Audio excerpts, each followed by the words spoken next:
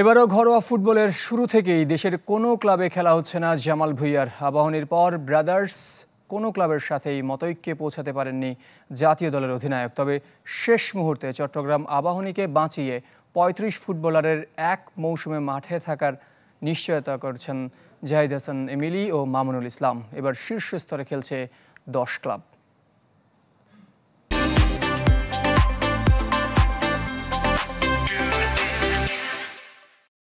10টার সময় যখন highest official decision দিলে ঠিক আছে তোমরা ক্লাব চালাও, তখন আমি আর মামুন কিন্তু আসলে আপনি জানেন যে আমরা আসলে প্লেয়াররা সব ইনস্ট্যান্ট ঢাকায় ছিল, তাদেরকে ডেকে কিন্তু আসলে আমরা রেজিস্ট্রেশনটা করাই ফেলি। প্রেজেন্টার যখন লয়ার হয়ে যায় দেশের যে কোনো বিপদে, একজন ফুটবলারদের পাশে থাকাটাই আমার পেশা এবং এটা আমার দায়িত্ব, এটা আমার রেসপন্সিবিলিটি থেকে এই কাজগুলি আমার করা। শেষ মুহূর্তে এক ক্লাব তথা দেশের ফুটবল আর ফুটবলারদের বাঁচানোর অভিজ্ঞতা এমিলি মামুনুলদের কণ্ঠে। দুই ফুটবলারের চেষ্টায় শীর্ষ স্তরে টিকে রইল চট্টগ্রাম আবাহনী।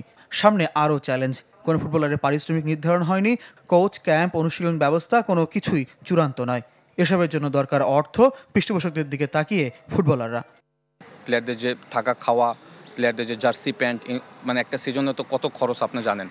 আমাদের যদি ভেন্যু একটা আমরা হোম ভেন্যু নেই, সেখানে যাওয়া আসা সব কিছু মিলে কিন্তু একটা আমাদের বাজেট তৈরি করতে হবে। বাজেট তৈরি করে দেন আমাদের আসলে মুভ করতে হবে বিভিন্ন জায়গায়। আমাদের যারা ব্যবসায়ীরা আছে এই ক্রাইসিস মুভমেন্টে তারা জানে আমাদের পিছনে দাঁড়ায়, যে পাশে দাঁড়ায়, ফুটবলারদের পাশে দাঁড়ায়। আমরা চাই ওনারা যদি দাঁড়ায় ফুটবলটা রান করবে। রাজনৈতিক পট পরিবর্তনে আবাহনী এবার বিদেশিবিহীন ক্লাব। দল নেই জাতীয় দলের অধিনায়ক জামাল ভুঁইয়ার। আবাহনীতে খেলার কথা ছিল, শেষ মুহূর্তে আলাপ হয়েছে ব্রাদার্সের সাথে। শেষ পর্যন্ত গত মৌসুমের মতো এবারও অন্তত প্রথম লিগে দেশের ঘরোয়া ফুটবল থাকা হচ্ছে না জামালের। গুঞ্জন আছে অন্য দেশের ক্লাবে তার অফার আছে।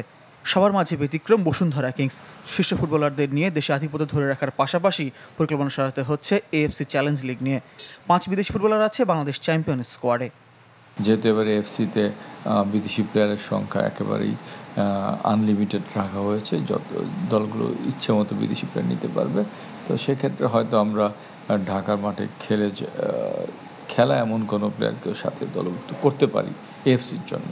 সুশান্ত, পাপ্পু এরা যখন সবাই চলে আসছে, তখন তো আমাদের টিমের আর আসলে আমরা দেখলাম যে আমাদের স্ট্রেংথ হয়ে গেছে, যে চ্যাম্পিয়ন ফাইট দেওয়ার মতোই আমরা যাচ্ছি। তো আমি আশাবাদী। কাগজে কলমে কিংসের পর শক্তিশালী স্কোয়াড মোহামেডানের। দিয়াওয়াতে মুজাফফরব, ইমানুয়েলদের পাশাপাশি দেশি পরীক্ষিত ফুটবলারদের নিয়ে দল গড়েছে সাদা কালোরা।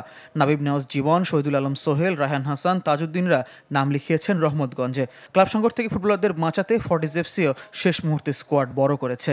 প্রমোটেড ফকিরের পুল ওয়ান্ডারার্সও নিজেদের রেখেছে শীর্ষ স্তরে।